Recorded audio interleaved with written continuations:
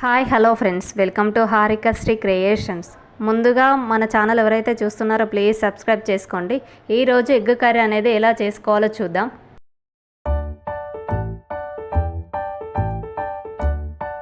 ముందుగా స్టవ్ మీద కడాయి పెట్టుకొని అందులో ఆయిల్ అనేది యాడ్ చేసుకోవాలి. తర్వాత ఎగ్స్ని ఫ్రై చేసుకుందాం. ఎగ్స్ను ఒక్కొక్కటిగా అందులో వేసుకొని మంచిగా ఫ్రై చేసుకోవాలి. అందులో కారం, ఉప్పు, పసుపు ఒక్కొక్కటిగా వేసుకొని గోల్డెన్ కలర్ వచ్చే వరకు ఫ్రై చేసుకోండి. ఎగ్స్ని మంచిగా ఫ్రై చేసుకున్న తర్వాత సపరేట్ చేసుకోవాలి. అదే కడాయిలో ఇంకొంచెం ఆయిల్ అనేది యాడ్ చేసుకోవాలి. అందులో జీలకర్ర, ఆవాలు, అందులో కరివేపాకు, పచ్చిమిర్చి ఒక్కొక్కటి యాడ్ చేస్తూ ఫ్రై చేసుకోవాలి. అందులోకే ఆనియన్స్ కూడా వేసుకోవాలి, చిన్నగా కట్ చేసుకొని. గ్యాస్ను లో ఫ్లేమ్లో పెట్టుకొని ఆనియన్స్ గోల్డెన్ కలర్ వచ్చే వరకు మంచిగా ఫ్రై చేసుకోవాలి. గోల్డెన్ కలర్ వచ్చిన తర్వాత అందులో అల్లం వెల్లుల్లి పేస్ట్ వేసుకొని పచ్చి వాసన పోయే వరకు ఫ్రై చేసుకోవాలి. అందులో చిటికెడు పసుపు కూడా యాడ్ చేసుకోవాలి. మంచిగా ఫ్రై చేసుకున్న తర్వాత అందులో కొంచెం చింతపులుసు అనేది వేసుకోవాలి.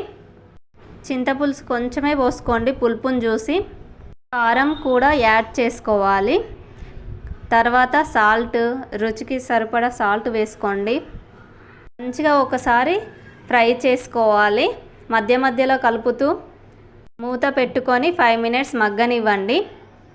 మంచిగా ఫ్రై చేసుకున్న తర్వాత అందులో ముందుగా ఫ్రై చేసుకున్న ఎగ్స్ను వేసుకోవాలి. ఎగ్స్ను యాడ్ చేసుకున్న తర్వాత అందులో తగినన్ని వాటర్ పోసుకొని మూత పెట్టుకొని మగ్గనివ్వాలి. మంటను లో ఫ్లేమ్లో పెట్టుకొని ఫ్రై చేసుకోవాలి. ఫ్రై చేసుకున్న తర్వాత అందులో కొంచెం కస్తూరి మేతి వేసుకోవాలి. ఫ్రై చేసుకొని అందులోకి కొంచెం ధనియాల పౌడర్ని చల్లుకొని మెల్లగా కలుపుతూ ఫ్రై చేసుకోండి. ఇలా మగ్గిన తర్వాత అందులోకి కొత్తిమీరని యాడ్ చేసుకోవాలి. కర్రీ మగ్గిన తర్వాత స్టవ్ ఆఫ్ చేసుకొని సర్వ్ చేసుకోవడమే. ఈ ఎగ్ పులుసు కర్రీ అనేది రోటీలకు కానీ రైస్లకు కానీ బాగుంటుంది. ఒకసారి ట్రై చేయండి. ఇలా నా వీడియో కనుక నచ్చినట్టయితే ప్లీజ్ లైక్, షేర్, సబ్స్క్రైబ్ చేయండి. కామెంట్ కూడా చేయండి. Thank you for watching my video.